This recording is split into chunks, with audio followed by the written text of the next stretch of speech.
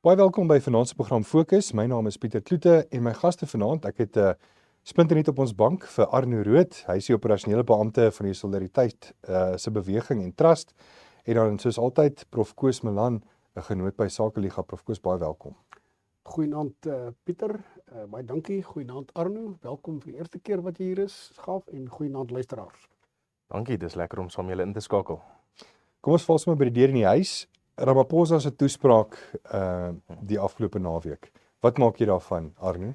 Ja, ek dink almal van ons wat al deur die COVID-era geleef het hierdie huisvergaderings met Ramaphosa nou al deurgegaan. Ons my fellow South African toesprake, hy het in geval gevleelde woorde meegedeel en ek moet bieg, soos wat hy deur die lys beloftes wat die regering nou gaan doen, dit wat hulle hierdie keer gaan regmaak, die nuwe beleide, die toegang tot spaza shopbefondsing en dies meer wat hulle gaan implementeer gegaan het, kon ek nie help as om eintlik maar so 'n bietjie hartseer te wees nie. En die rede hiervoor is nie net bloot omdat ons al almal so gewoond is aan onbeantwoorde beloftes nie, maar eerder omdat ek die gevoel gekry het dat meneer Ramaphosa die punt gemis het. As ons gaan kyk na hoekom die mense ontsteld is in Suid-Afrika, waarom daar hierdie vlaag van, en ek gaan in aanhalingstekens sit, xenofobie sien, waarom daar so aanstootlikheid teenoor immigrante, wettig of onwettig is dit nie net doeteenvoudig dat Suid-Afrikaners hierdie vreeslike haat in ons harte het, of dat daar so afstootlikheid teenoor immigrante is nie, maar daar is so 'n diep onderliggende spanning wat onder ons mense bestaan.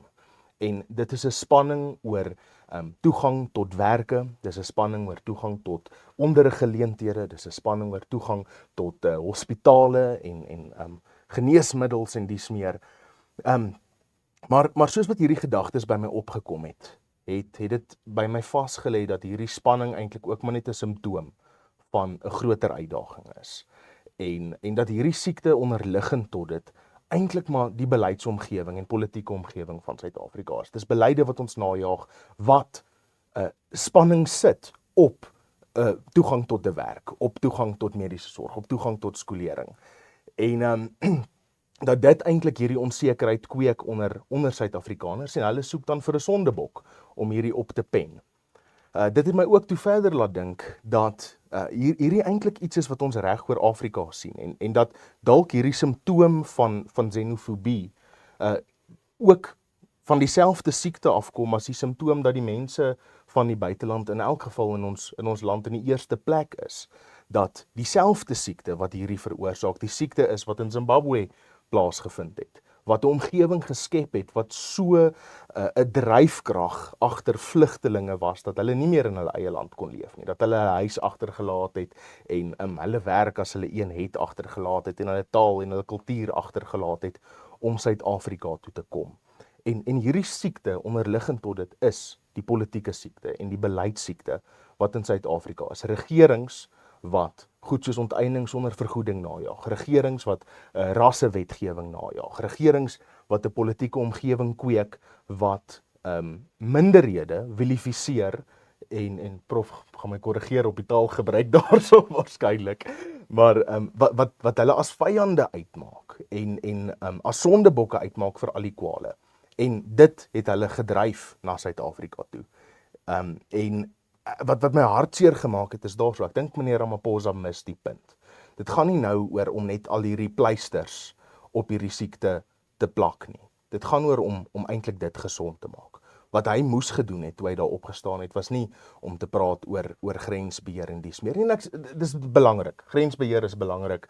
'n land moet sy grense beheer. Hulle moet weet wie in en uit kan kom. En dis belangrik dat ons wette ook reg bestuur en dat ons mense wat besighede het, dat hulle daardie wette nakom. Ek gaan nie daarteen stry nie. Maar dis nie wat ons van hom af nodig gehad het om te hoor nie. Ons het nodig eintlik gehad om te hoor dat hy om verskoning vra. Dat hy sê dat jammer, ons het 'n verkeerde beleidsrigting ingevoer, ons jaag wetgewing na wat skadelik tot gewone mense in Suid-Afrika is, en ons gaan daardie regstel, en ons gaan die hande van die privaat sektor losmaak en vir gemeenskapsinstellings losmaak om om daardie spasie te betree en hulle gemeenskappe te dien, en ons gaan fokus op dit wat die staat moet doen, en dit is grensbeheer en wet en orde, en die res laat ons oor. Maar ons het nie, ons het 'n lang lys beloftes gekry van die president af, en of hierdie pleisters enigiets gaan doen werklik aan hierdie onderliggende siekte is vir ons om te sien, maar my hoop is nie baie groot in hierdie opsig nie. Prof Koos, dit lyk vir my asof die ANC altyd tipies, altyd krisis bestuur. Daar's nie van vooruit beplan of enigiets van die nie. So hierdie is nou weer een van daai krisisse wat hulle nou net probeer bestuur. Wat maak u hiervan? Pieter, ek het 'n paar punte aangeteken hier en dit is, jy het my gedagtes gelees. Groot geeste dink dieselfde. Ek stem saam. Dit is 'n krisis wat kom oor die afgelope 30 jaar. Ek wil terugverwys na oud-president Mbeki, wat baie trots gesê het rondom die eeuwenteling, dat buitelanders is baie welkom in Suid-Afrika, want buitelanders vanuit Afrika het gehelp vir die bevryding van Suid-Afrika. So hulle is welkom om te kom. Met ander woorde, hulle het nie net sienderoe toegelaat hoe dat die probleem ontstaan nie, hulle het dit aangemoedig. Trouwens, in 2008, jy verwys daarna, in 2008 was die eerste geval van sogenaamde vreemdelingehaat geweld. Tegelijkertijd ook in 2008, is baie interessant, het ons die eerste geval gehad van 'n kragonderbreking, van wie Eskom wat nie behoorlik gefunksioneer het nie. Op daardie stadium het Alec Owen, wat toe die minister van minerale en energie sake was, gesê, nee maar daar's 'n groot skroef los, daar was sabotasie gewees. Nou, inderdaad moes Ramaphosa en Mbeki ensovoorts op daardie stadium gesien het, daar's ook reeds 'n groot skroef los met betrekking tot die immigrante wat die land binne gekom het, toe die eerste aanvalle gebeur het. Hulle het egter sienderoe net laat verder gaan. Ook reeds in daardie tyd was die bemanning vir grensbeheer op 'n klomp plekke reeds omtrent net 20 tot 10% van wat dit behoort te gewees het. So die probleem het lankal in die lig gekom, hulle het niks daaromtrent gedoen nie. Wat gebeur het, is daar moes eers 'n krisis ontstaan het, soos lyk my waar ons saamstem, en ek sien dat nagenoeg alle kommentators, is dit ook mense wat nader in die regering staan, is dit eens daaroor. Nou, hoekom het dit nou op hierdie stadium gebeur? Die rede hoekom het gebeur het, kan 'n mens toeskryf aan 'n aantal politieke rolspelers, maar ek wil een persoon se naam uitsonder, en dit is Jacinta Mkhwebane Zuma, die stigter of dan die voorsitter of die leier van March and March, wat nou 'n klomp betogings geloods het, en is eintlik hulle druk wat op die regering toegepas is, wat daartoe gelei het dat Ramaphosa nou ten einde laaste wakker geword het. Nou dat daar as dit ware 'n ultimatum is, dat as hierdie mense nie uit is teen die 30ste Junie van jaar nie, dan gaan daar moeilikheid wees. Nou die aard van die saak gaan nog nie uit wees die 30ste Junie nie, vir 'n verskeidenheid van redes, hulle is te veel. Dit is logistiek onmoontlik om almal uit te kry. Dit is 'n kwessie van 'n jaar, 2 jaar, 3 jaar om hoegenaamd die probleem te hanteer. En dan gaan daar natuurlik 'n verdere probleme ontstaan. Dit is van wie legitiem geregtig ontslag geraak mag word, is nie die mense wat ongedokumenteer is. Daar's 'n klomp buitelanders wat gedokumenteer is. Hulle gaan weier om te gaan. En van hulle organiseer hulle self in groepe, want hulle is reeds afsonderlike of aanduibare gemeenskappe, en hulle gaan hulle self verset, soos wat al reeds gebeur het. Ek wil ook nog 'n volgende probleem noem, wat 'n baie interessante een is, dink ek. En dit is, dat die hele ding van March and March, is ook 'n partypolitieke ding, want sy en haar organisasie is baie heg verbind aan die MK-party. Met ander woorde, hulle het 'n belang daarbey om Ramaphosa en die ANC verder in noutes in te dryf, want hulle gaan by die verkiesing in November daarbey baat. Dan wil ek 'n volgende ding noem. Ons moet net weet dat hierdie is tegelijkertyd ook 'n baie groot kwessie vir Suid-Afrika vanuit 'n buitelandse beleid oogpunt beskou, vanuit 2 hoeke gesien. In die eerste plek het Suid-Afrika reeds nou daarin geslaag, om dit nou ironies uit te druk, om slegte betrekkinge aan te knoop met etlike Afrika-state. Hy's nou haks, ek sien Ronald Lamola as haks met die Ghanese minister van buitelandse sake, en dit is hulle natuurlik ook haks met Nigerië. En etlike Afrika-state het rede om haks te wees met die Suid-Afrikaanse regering, spesifiek met die ANC, vir die doodeenvoudige rede, die ANC het hom sedert 1994 as dit ware aangestel as hierdie super Afrika regering. Nou, hulle het rede gehad om dit te doen, in 'n sekere sin, want hulle het 'n goed funksionerende staat geërf, wat hulle intussen regtig doeltreffend deurgetrek het. Die tweede ding wat natuurlik gebeur het, is dat ook die Verenigde Nasies het nadelige kommentaar gelewer op Suid-Afrika se hantering van die vlugtelinge. Net laastens, wat gebeur het? Ramaphosa het wel gesê, hulle het voete gesleep, hulle het nie korrek opgetree nie en so aan. Dis vir my opvallend geweest dat hy nie March and March of enige een van die organisasies by name genoem het nie. Want hy weet dat hulle is reeds as dit ware op volle vaart. Hulle is reeds besig om te organiseer en ek dink Ramaphosa is as dit ware bang vir hulle. Dat sou hy hulle by die naam noem, dit inderdaad nog tot verdere nadele vir die ANC gaan lei. Mens moet net ook onthou dat Suid-Afrika is deel van SADC. Die meeste van die immigrante kom uit die SADC lande in ons onmiddellike nabyheid. Suid-Afrika is deel van die SADC strukture al vir die afgelope 32 jaar. Hoekom doen hulle nie iets? Hoekom het hulle van daai strukture gebruik gemaak nie? Die blote feit dat hulle dit nie gedoen het nie en dat Ramaphosa nou gesante moet stuur om 'n probleem wat hy lankal moes te hanteer, is aanduidend daarvan dat ook die SADC strukture waarvan hy deel was, daar nie behoorlik gebruik gemaak is daarvan nie en dat hulle inderdaad Gods water oor Gods akker laat loop het ten einde hierdie probleem tot by hierdie punt te laat vererger. Dis waar ons nou is. So nog 'n ernstige regeringsmislukking. Ek stem saam met jou, Arno. Tegelykertyd hang dit natuurlik saam met 'n klomp ander beleidsmislukkings soos met betrekking tot ekonomie, groei en so aan. Goed. Hier is die krisis wat hulle het. Hulle die krisis erken en hulle het as dit ware self nou op die verhoog geplaas om te kyk, kan hulle hoegenaamd iets omtrent hierdie situasie doen? Ek dink hulle gaan ernstig sukkel. Ek hou nogal van wat prof sê, Oost-Afrika wat net daar in 1994 hulle self op hierdie troon gesit en sê hulle gaan nou Afrika red. Jy weet, en nou sit ons hierso vandag waar Suid-Afrika se bruto binnelandse produk nie eens naaste by van die ander lande soos byvoorbeeld Nigerië kom nie, jy weet. Juis omdat ek dink hulle het nie gefokus nie, maar ons gaan net nou weer 'n bietjie verder gesels, bly ingeskakel. Hier is 'n eenvoudige, tradisionele melktert resep wat perfek gaan werk vir jou ouma se verjaarsdag. Meel, melk, botter, bak, roer. Volg hierdie metode en alles gaan perfek uitwerk vir vandag. Dankie klets. Dis asof my ouma saam in die kombuis is. Kaneel is uit opsioneel. Nee, ek dink jy's opsioneel. Waar begin ek? Van projekplanne, navorsing vir skooltake tot nostalgiese resepte. Klets veilig saam op die Solidariteit app. Welkom terug by Fokus. As jy enige vrae het aan ons kenners vanaand, is jy meer as welkom om ons 'n WhatsApp te stuur by 066 379 6193. Miskien kan Pieter my net weer reghelp. Dis 066 394 6193. Ek hoop dit is die regte een as ek nou reg kan onthou. Maar meneer, ons praat nou 'n bietjie oor Sakeliga se voorstelle oor AGOA. Ek weet daar's ook nou ander unies soos byvoorbeeld die TLU wat ek nou ingekom het en gesê het hulle steun hierdie voorstelle wat Sakeliga nou gemaak het oor AGOA. Wil jy miskien nou vir ons inlei, Arno, oor die belangrikheid van AGOA? Wat is AGOA en jou opinie oor die voorstelle van Sakeliga? Ja, so ek dink eerstens AGOA is 'n baie belangrike beleidsinstrument wat die FSA beskikbaar stel aan Afrika lande om toegang tot hulle markte te kry met baie min of geen struikelblokke om daardie mark te betree nie.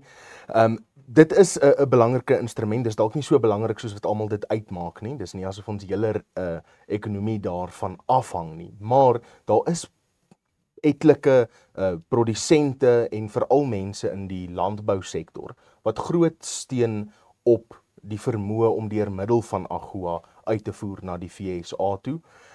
Hierdie beleidsinstrument was ook nou vir die afgelope tyd eintlik deur valkoë dopgehou deur beide die demokrate en die republikeine in die FSA.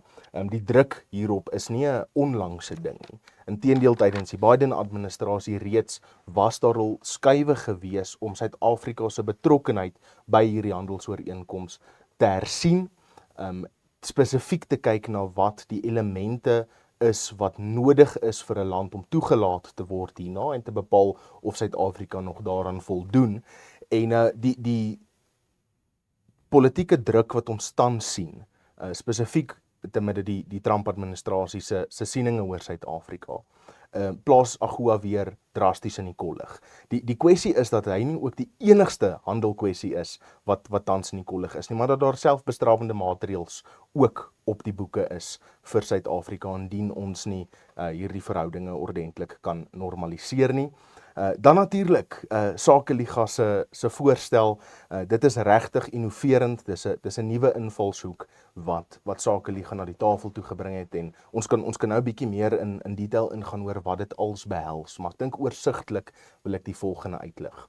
Ons het sedert begin 2025 met verskeie organisasies se besoeke aan die FSA gesien hoe buitelandse betrekkinge eintlik gedemokratiseer word. Hoe gemeenskappe, instellings en organisasies uitgaan en gaan beding en onderhandel met ander regerings oor belange wat aan hulle lede en hulle ek probeer die term hier so kry, maar hulle lede en ondersteuners se belange daarso te gaan beding. En wat ons nou weer hierso sien, is waar die staat misluk om daardie effektief te doen, skep dit hierdie spasie vir ander organisasies of instellings om dit te kan betree en in baie gevalle baie meer effektief te kan beding as wat ons van die staat sien. En ek dink hierdie is nogal wat Sakeliga baie mooi kom doen, om eerstens hulle self te posisioneer as 'n bydraer tot hierdie internasionale betrekkinge, maar tweedens deur die beleidsvoorstel wat hulle maak, 'n spasie te skep waar AGOA nie net na die jurisdiksie van 'n staat kyk in sy totaliteit nie, maar na subdele onder hom. Die moontlikheid te maak waar besighede direk toegang tot die voordele van AGOA kan kry sonder om deur 'n mislukte staat of 'n vyandige beleidsomgewing te moet werk. En dit maak Sakeliga se voorstel vir my baie positief. Prof Koos, maar Sakeliga doen nou hierdie wonderlike werk. Maar is dit nie die werk van ons minister van Landbou, John Steenhuisen nie? Ek meen, inteendeel, hy het saam met Ramaphosa oorgegaan met daai baie erkende konfrontasie met Trump, en ek dink deel van sy oorgaan was om ook te gesels oor AGOA, wat ek dink al nooit daarby uitgekom het nie. Maar ek meen, hy het ook nou intussen baie goeie bande, handelsbande met, veral met landbou en vrugte en die citrusbedryf met China mee beding. Maar is nie sy werk om na AGOA ook te kykie? Kyk onder andere, maar eintlik in die eerste plek die Departement van Handel en Nywerheid en die minister van Handel en Nywerheid, mense soos Pax Tau en sy personeel. Maar met alle respek, hulle voeter eintlik dinge al hoe meer op as om dit reg te sien vir die doodeenvoudige rede dat hulle eerder versperrings in die weg oprig van behoorlike handelsbande en beleggings. En dit is doodeenvoudig as gevolg daarvan dat, soos Arno gesê, dat daar die ruimte geskep word en eintlik nie geskep word nie, maar genoodsaak word dat ander organisasies wat dit beter kan doen, dit inderdaad doen. Kyk, dit hang saam met die volgende, hier is 'n konstitusionele element in hierdie aangeleentheid. Wanneer ons dink, en ek sluit by jou aan eintlik, want jy het dit eintlik aangeroer, wanneer ons dink aan internasionale betrekkinge, dan dink jy aan interstaatlike betrekkinge. Die twee goed is eintlik dieselfde. Maar wat gebeur is dat wat Sakeliga nou hier gedoen het, is om te sê nee, maar ons is nie die staat nie en ons kan derhalwe nie interstaatlike betrekkinge aanknoop nie. Maar ons weet dat daar 'n verskeidenheid van ander jurisdiksies is. En nie net jurisdiksies nie, maar tegelykertyd ook ander sentra van mag, gesag en invloed. Van hulle is amptelik, soos byvoorbeeld jy het die Wes-Kaapse regering, in teenstelling met die nasionale regering. Soos ook jy het 'n munisipale regering van byvoorbeeld Midvaal of 'n verskeidenheid van ander wat nie onder ANC beheer is nie. En jy het natuurlik maatskappye, boerderye ensovoorts wat inderdaad ook bepaalde sentra van gesag en invloed is. En in plaas daarvan om betrekkinge te beoefen op 'n interstaatlike basis, dit is vir my regtig baie belangrik, moet jy hom as dit ware verontstaatlik. En dit is presies wat Sakeliga nou hier gedoen het. was om die ding te verontstaatlik en te sê, maar luister, wanneer jy werk met Suid-Afrika, dan werk jy nie, en dis nou my woorde, dis nie Sakeliga se woorde nie, dan werk jy nie met 'n nasie nie. Jy werk ook trouwens nie eers met 'n algemene publiek nie. Jy werk met spesifieke, gelokaliseerde en gefokuste sentra van wat ek nou gesê het, sentra van ekonomiese bedrywighede en sentra van politieke gesag. So, as jy dan nie ergens kan kom met die lompe, logge nasionale regering met sy slegte beleid nie, onder die beheer van die ANC nie, wel, jy hoef nie jou vas te kyk teen hulle nie. Dis nie die enigste plek waar jy aan die deur hoef te klop nie. Inteendeel, werk doeteenvoudig deur ander alternatiewe sentra wat ek nou klaar genoem het. En dit is presies op sterkte daarvan wat hierdie voorstel gemaak word en waarom dit inderdaad ook 'n baie innoverende voorstel is.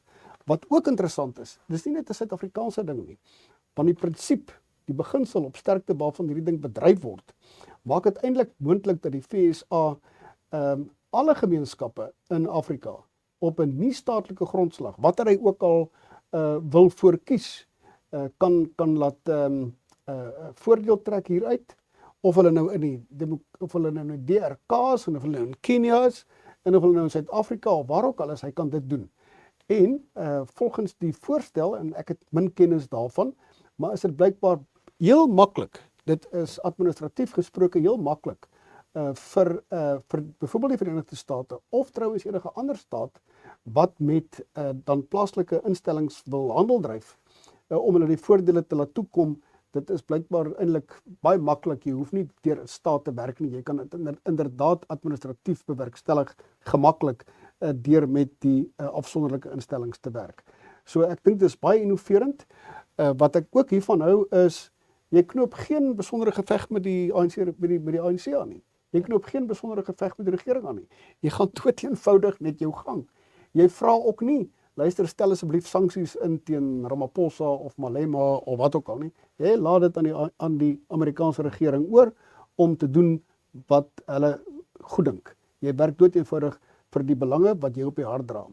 En dan net laastens, Sakeliga het klaarblyklik ook omgesien daarna dat hy nie net werk met die Trump-administrasie nie, maar dat jy werk op met al twee die partye. Met ander woorde, as Trump oor 2,5 jaar nie meer in die stoel is nie, en as 'n ander president, ons moet net onthou dat die eerste pogings, die eerste inisiatief wat geneem is om wetgewing te aanvaar teen Suid-Afrika het gekom van 2 kongreslede, een van die Republikeinse party en een van die Demokratiese party. En Sakeliga het reeds as dit ware daarop ingespeel, sodat jy nie werk met 'n spertyd as dit ware, dat hierdie voordele sou jy dit bereik, dat as jy dit bereik, dit net 2,5 jaar gaan hou nie, dit hou so goed as blywend. Maar die vraag is, gaan die ANC dit toelaat? Kyk, die ANC hou daarvan om mag te speel, hulle wil alles reguleer, hulle wil eintlik half hierdie magsposisie hê. Sal dit nog steeds dan byvoorbeeld vir 'n organisasie soos TLE om vir sy lede 'n goeie handelooreenkoms te onderhandel help? Ek dink nie dis binne die beheer van die ANC nie. Die punt is juis wat ons gemaak het hierso is dat jy werk met afsonderlike sentra van gesag en mag en van invloed, waaroor die sentrale regering in die vorm byvoorbeeld van die departement van handel en nywerheid eintlik die beheer het nie, want jy werk met maatskappye wat afsonderlik funksioneer, jy werk met regerings, het sy munisipaliteite of met provinsiale regerings wat dit op afsonderlike basis doen. So dit is baie moeilik vir die nasionale regering om 'n stokkie daarvoor te steek. Arjen? Ja, en ek dink 'n belangrike ding om in ag te neem is ook hoe hierdie voorstel indien dit geïmplementeer sou word, prakties eintlik sou werk. Die punt van besluitneming oor of dit impak gaan maak of nie, lê eintlik by die Amerikaanse grens, by hulle douane, of hulle gaan besluit om tariewe en heffings op die produkte wat ingevoer word te plaas daar, soos wat dit hulle grense binnetree. En wat hierdie voorstel kom skep, is 'n platform waar ons plaaslik, en die raamwerk daarvan kan nog vasgestel word, maar die voorstel spesifiek praat oor die 5 asks. Wegtree van swart ekonomiese bemagtiging, wegtree van onteiening sonder vergoeding, afkeer van kielweboer en dies meer, dat as 'n organisasie of 'n jurisdiksie aan hierdie 5 goeders voldoen, hulle sertifisering kan kry om te kan deelneem aan hierdie program, en sodoende wanneer hulle by die grens kom met hulle produk wat uit daai jurisdiksie of van daardie maatskappy afkom, die Amerikaners dood eenvoudig daarna kan kyk en sê hierdie voldoen aan ons vereistes, hy kan binne kom sonder enige tariewe. En wat dit doen is om vir gemeenskappe en besighede wat belyn is met hierdie ideale, wat ek dink baie redelike ideale is, dis dinge wat ter voordeel van hierdie hele land eintlik is, maar wat belyn is met dit, kry hulle toegang tot 'n groter mark, hulle kry toegang tot 'n vryer mark, en hulle kry 'n hef in die hand om te normaliseer en te legitimiseer dit wat vir hulle belangrik is en vir ons as 'n gemeenskap belangrik is. Ek dink dit is baie belangrik, miskien die belangrikste punt. Ons is net hierna weer terug. Net daai nommer weer as jy graag 'n boodskap wil stuur of 'n vraag het. Ons WhatsApp nommer in die ateljee is 066 374 6193. Ons is net hierna weer terug. Hier is 'n eenvoudige, tradisionele melktertresep wat perfek gaan werk vir jou ouma se verjaarsdag. Meel, melk, botter, bak, roer. Volg hierdie metode en alles gaan perfek uitwerk vir vandag. Dankie klets. Dis asof my ouma saam in die kombuis is. Kaneel is uit opsioneel. Nee, ek dink jy's opsioneel. Waar begin ek? Van projekplanne, navorsing vir skooltake tot nostalgiese resepte. Klets veilig saam op die Solidariteit app. Welkom terug by Fokus. My gaste vanaand is Arno Rood, hy is operasionele beampte van die Solidariteit Beweging Trust, en dan ook het ons 'n Prof Koos Malan, 'n genoot by Sakeliga. Prof Koos, ek wil 'n bietjie gesels oor die debat tussen James Myburgh en Max de Pre. Net vir die wat miskien luister wat nie weet nie, wie is James Myburgh en wie is Max de Pre? Goed, ek dink almal weet nagenoeg wie Max de Pre is. Max de Pre is 'n veteraan joernalis en was vir baie lank eintlik 'n groot pleitbesorger vir die ANC. Trouwens alreeds van voor 1994 af. Die redakteur van Vrye Weekblad gewees ensovoort tot nou die dag. Vrye Weekblad het bestaan vir 'n baie lang tyd. Toe het hy skibreek gelei, hy is weer in die gang gekry, maar so nagenoeg 18 maande gelede is die publikasie daarvan finaal stopgesit. Nou, Max de Pre het by verskeie geleenthede, ek sal nou iets sê oor James Myburgh. Max de Pre het by verskeie geleenthede verwoede aanvalle gedoen, eintlik op alle Afrikaners. Max de Pre noem homself ook 'n Afrikaner, ek het geen twyfel nie dat hy is, maar hy sê hy is nie 'n politieke Afrikaner nie. Ons mag net nie, Afrikaners mag net nie vir hulle eie belange beding nie. Afrikaners moet, as ek Max reg lees, moet dood eenvoudig die knie buig voor die beleid van die ANC, voor regstellende aksie, wat natuurlik eintlik maar net deel van 'n oligargiese politiek van die ANC is, voor Black Economic Empowerment, moet voortdurend verskoning vra en moet eintlik maar altyd aan die kortste end trek. Ons moet dit dood eenvoudig aanvaar.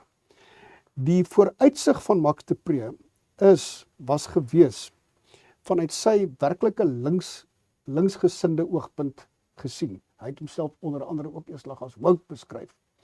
Sy vooruitsig was dat Afrikaners sou eintlik na 1994 so goed as verdwyn het.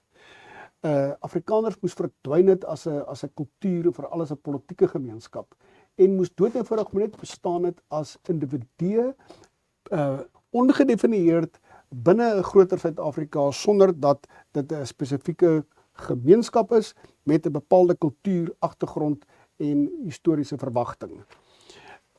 Goed, ek dink Max de Pre is as gevolg daarvan 'n baie teleurgestelde man. Want wat gebeur het is twee goed. In die eerste plek is hy uiters teleurgesteld oor die algemene rigting waarin die Suid-Afrikaanse politiek verloop het. Want sy groot politieke die simbool van wat hy aangehang het, naamlik die ANC, het op 'n volskaalse mislukking uitgeloop. Jy kan dink, as dit is waarop jou vertroue geplaas het, hoe 'n verskriklike, verbitterde, teleurgestelde persoon moet jy wees. En ek dink dit is wat meneer de Pre is. Nou, teen daai agtergrond het hy vir al die afgelope tyd verwoede aanvalle gedoen op Solidariteit, op die Solidariteit Beweging, en het hy eintlik alle pleidooie wat die Solidariteit gerig het ten bate van Afrikaners, ten behoewe van Afrikaners, het hy gedelegitimeer.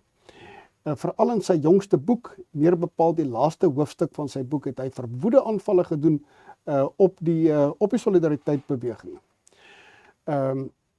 Nou, meneer Myburgh, James Myburgh, is nou jare lank al redakteur van Politics Web, 'n politieke tydskrif met 'n klein oplaag, maar wat baie invloedryk is, vanweë die gehalte van die stof wat gepubliseer word. En tweedens is hy ook prominent betrokke by die nuwe tydskrif Common Sense wat verlede jaar in September begin het. Nou, meneer Myburgh is 'n uitstekende joernalis. Hy is 'n baie goeie navorser. Meneer Myburgh het gegaan en hy gaan kyk na die Dr. Myburgh. En hy het gaan kyk na die vorige boeke van De Pre. En hy het gaan vergelyk met die optrede en die pleidooie van die solidariteitsbeweging. Dit kom toe aan die lig dat daar eintlik 'n groot vereenselwiging van die twee bronne van mekaar is. Wat solidariteit sê, wat hy betoog, wat hy sê wat die probleme van Afrikaners is wesentlik dieselfde as wat meneer De Pre in vorige boeke van hom gesê het.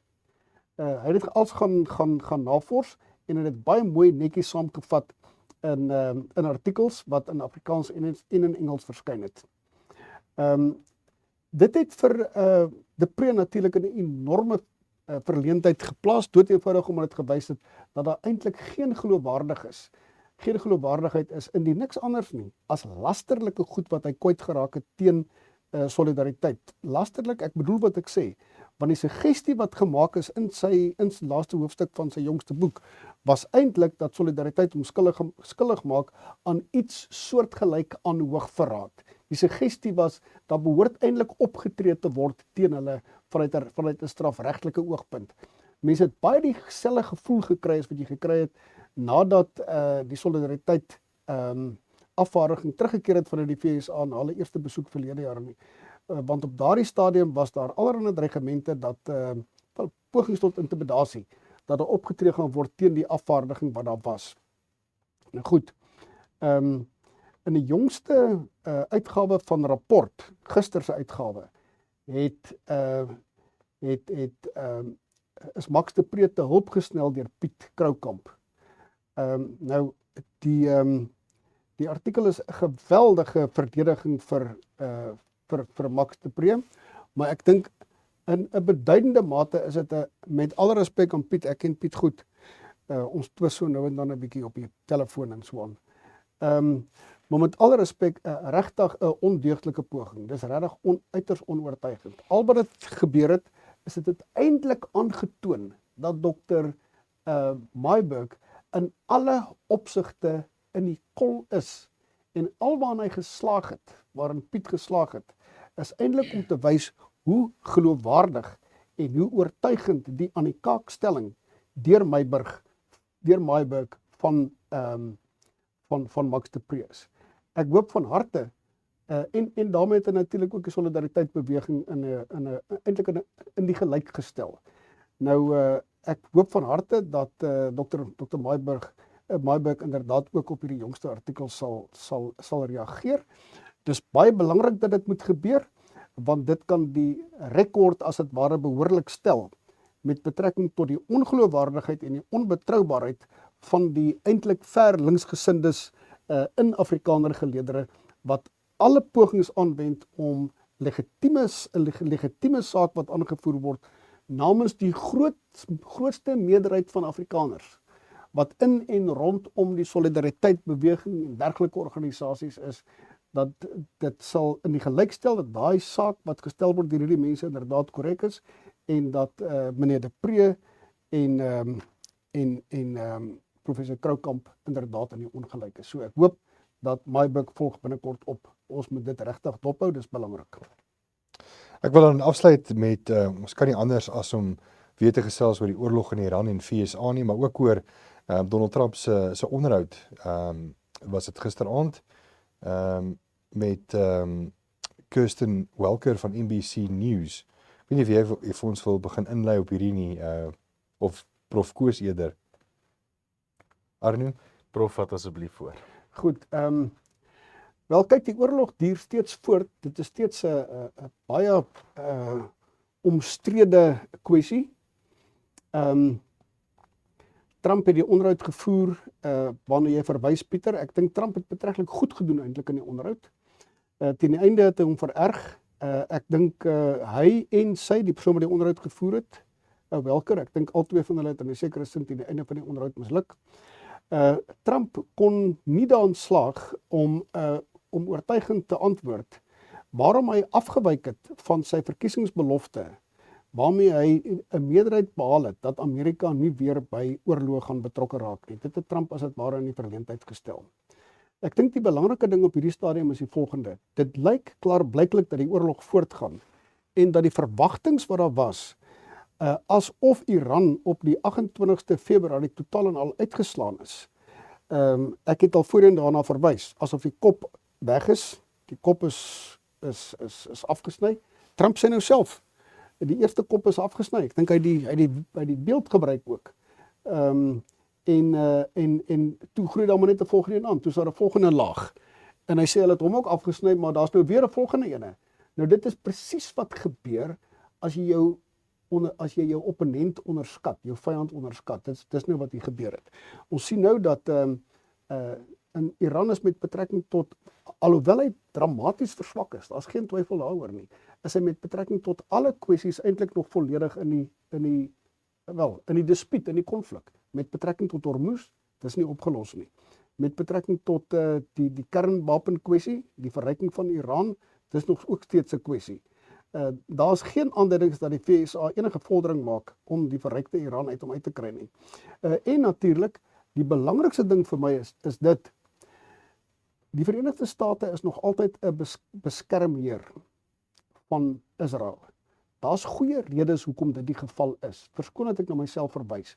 Ek het by 2 geleenthede in artikels wat in Afrikaans en in Engels verskyn het, eintlik die Verenigde State se posisie met betrekking daartoe verdedig. Maar is altyd iets wat gekwalifiseerd is.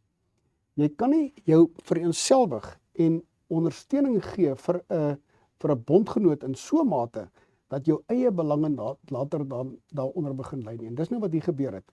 Sien Pieter, ek dink die situasie is min of meer dit.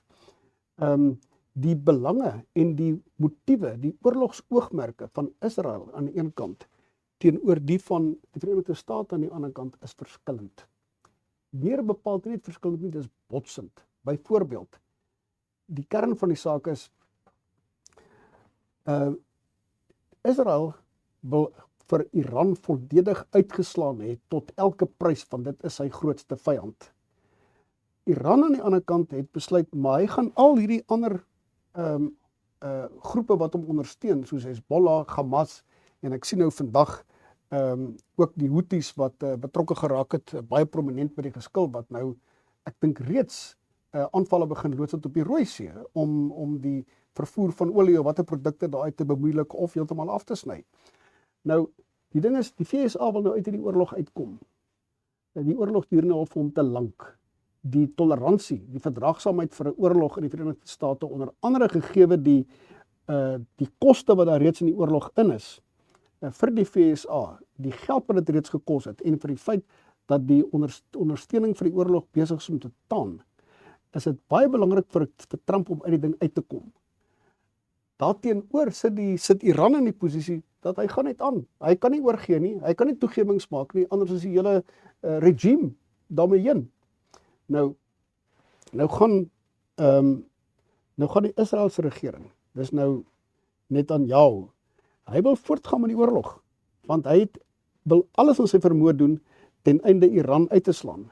Iran aan die ander kant sê, ek gaan jou nie laat uitkom nie, ek gaan steeds vir Hezbollah van wapentuig voorsien. Ek gaan slegs in 'n skikking in, as Hezbollah inderdaad ook deel van die skikking is. Trump hy besef dit. Nou doen Israel verdere aanvalle op Hezbollah. Nou vererg Trump hom in so 'n mate, ons het gesien verlede week donderdag, dat Trump tree met Netanyahu in verbinding, en hy gebruik gekryde taal wat ek nou nie binne die konteks van hierdie program kan herhaal nie. Maar die F-woord onder andere waarvoor hy lief is, en dis nie federaal nie. En Prof, hy- ons het nog so 'n minuut. En hy trap vir Netanyahu uit, want hy wil tot elke prys uit die oorlog uitkom. Daarom wil hy hê Netanyahu moet homself inhou. Vandag het dieselfde weer 'n keer gebeur. So die punt is, ek sluit daarmee af, FSA regtig in 'n probleem. Hy word vasgehou in die oorlog. Hy kan nie uitkom nie. Dis soos professor Pyp gesê het reg van die begin van die oorlog dat Amerika loop die risiko dat hy gaan in die oorlog versink en dit lyk of dit nou gebeur. Trump sal op 'n stadium regtig moet afsny en moet pad gee. Ek weet nie op watter gronde nie. Ekskuus, ek het nou 'n bietjie lank gepraat. Nee, 100%. My gaste vanaand, baie dankie, Prof Koos Melande, genoot by Sakeliga, en Arno Rood, operasionele beampte by die Solidariteit Beweging Trust. Baie dankie ook vir jou insette vanaand. Jy kan hierdie potsending môre op ons YouTube kanaal weer gaan luister en deel dit met jou vriende.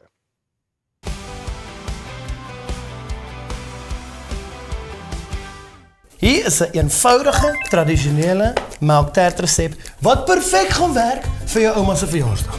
Meel, melk, botter, bak, roer. Volg hierdie metode en alles gaan perfek uitwerk vir vandag. Dankie klets. Dis asof my ouma saam in die kombuis is. Kaneel is uit opsioneel. Nee, ek dink jy's opsioneel. Waar begin ek? Van projekplanne, navorsing vir skooltake tot nostalgiese resepte. Klets veilig saam op die Solidariteit app.